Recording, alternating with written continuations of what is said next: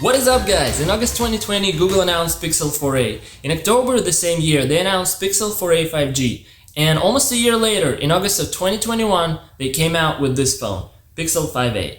And if you put 4a and 5a next to each other, visually, you can barely tell the difference. And inside, they're pretty similar as well. They have the same Snapdragon 765G, they have 6 gigs of RAM, and they have 128 gigs of storage. They have the same camera setup. They have 12.2 megapixel wide camera and 16 megapixel ultra wide camera, as well as 8 megapixel front facing camera. They have the same OLED display with a resolution of 1080 by 2400, and the only difference is that the Pixel 5a display is a little bit bigger if you put them next to each other. This one is 6.34 inch, while the 4a is 6.2 inch. Another difference that is not visible for the naked eye is the build materials used for the body of the phone. While Pixel 4a is built with plastic, Pixel 5a is actually built with metal, and it has this soft rubber coating on top that makes it feel really nice and smooth. At the bottom of the phone we have dual stereo speakers with USB Type-C port. On the left side we have SIM card slot and no SD card support though. On the top we have our mic and we have 3.5mm jack, which is pretty cool considering that these days not many manufacturers give us the 3.5mm jacks. And on the right side we have a volume button and a textured power button that feels really nice when you press it. Now the only complaint that I have about the button positions is the volume button that is almost right in the middle of the phone, and it feels really comfortable when you hold it in the portrait mode just like that, because the button is right under my thumb and I can easily adjust the volume up and down. But when I hold it in the landscape mode, like let's say when you're watching movies or you're playing games, then it can be hard to reach it, because unless you have long fingers, it's going to be really hard. And you would have to take the hand off of the phone and adjust it just like that or like that.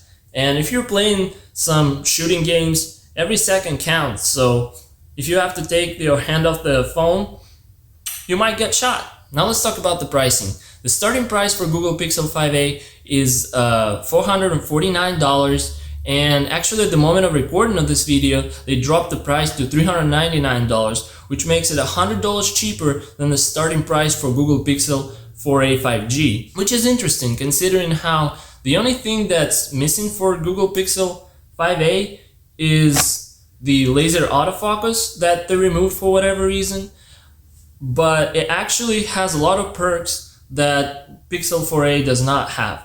Like for instance, the battery this year, it has a bigger, almost 4700 mAh battery compared to 3800 mAh battery in Pixel 4a, which is a significant bump. And another thing that this Pixel 5a has that 4a doesn't is the IP67 rating that lets you immerse the phone into up to 1 meters for up to 30 minutes. And this is really rare for the phones in this price category. Now let's talk about the display. This display has 800 nits of brightness, which is pretty bright, and you will have no problem using it outside or inside, and it has pretty bright colors as well.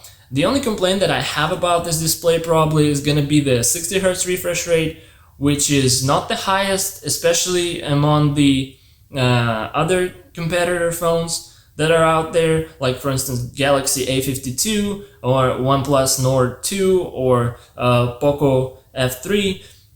They all have 90 Hz or 120 Hz refresh rates. But again, if you want the best overall phone in terms of processor, in terms of the best camera setups, and in terms of the how snappy the UI is, Pixel 5a is the best all-around phone in the price category in my opinion. So what about the user experience? Well, since this is a Google phone, you get as close as possible to the stock Android as you can.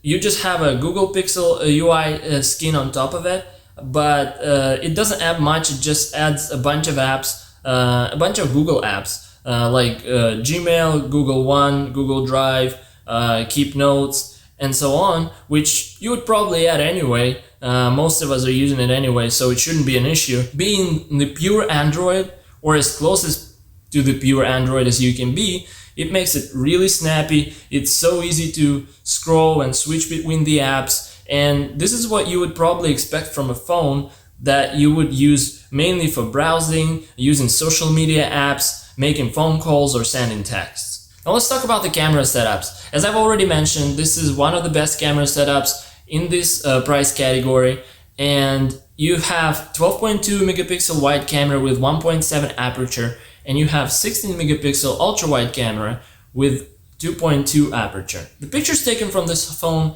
have a really good color reproduction, that as close to the natural color reproduction as it can be, and Google puts a lot amount of processing into it, but I don't mind it at all because it makes pictures look nice and clear. Pictures taken in the natural light of course look better. However, even pictures taken in the artificial light, they still look pretty good. No matter what light source you see, you can almost always see the noise in the shadows. However, if you don't zoom in on it, you don't see it that much. The phone has a built-in edit feature, which is really convenient when you snap a picture and you can quickly edit, remove stuff from the photo, or adjust how much exposure you have, how warm or cold you want the picture to be. There is a new edit feature for this phone. When you take a picture in the portrait mode, you can actually adjust the direction of the light, and I noticed that it only works if you have an actual picture of a person.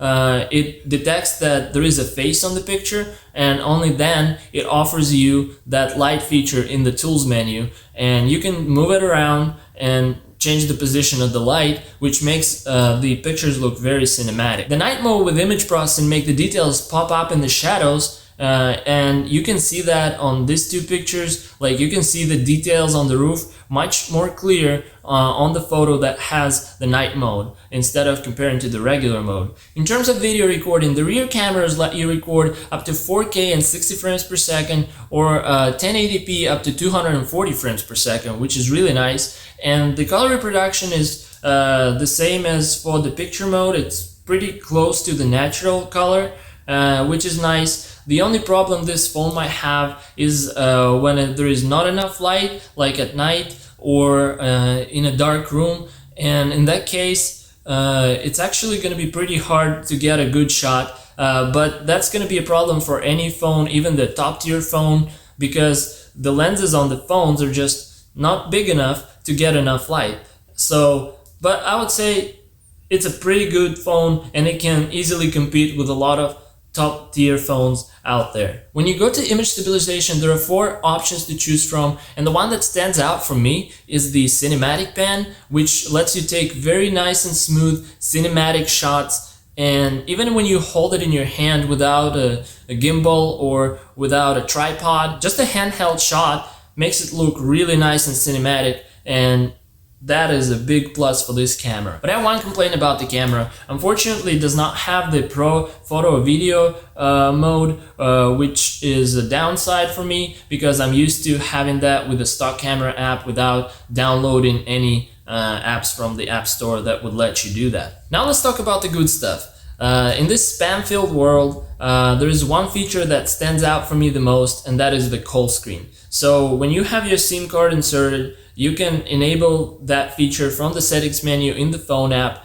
and what it would do, it would basically scan the incoming calls, and if it detects that it's a robocall or a spam call, it can automatically hang up.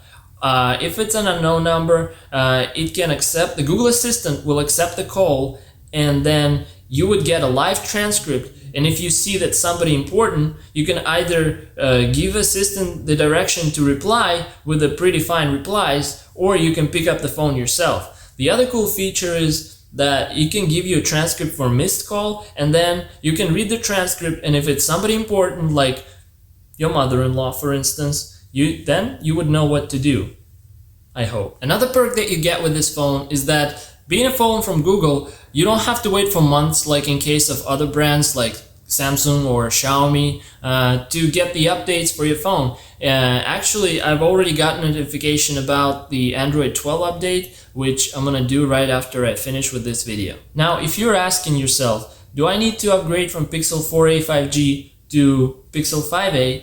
My answer would be probably not, because you get a couple of extra perks like bigger battery and IP67 rating, but other than that, it's pretty much the same phone. So I wouldn't bother trying to upgrade from Pixel 4a 5G to Pixel 5a. And that was it for my review of Pixel 5a. I hope you enjoyed the video and found it useful. If you did, please give it a thumbs up to help YouTube algorithm. If you loved the video, please subscribe to my channel and hit that notification bell so you get notified the next time the new video comes out. And in the next video, I'm gonna be reviewing Android 12. I'm gonna go ahead and update this Pixel 5a to Android 12. And thank you guys again so much for watching, and until the next time.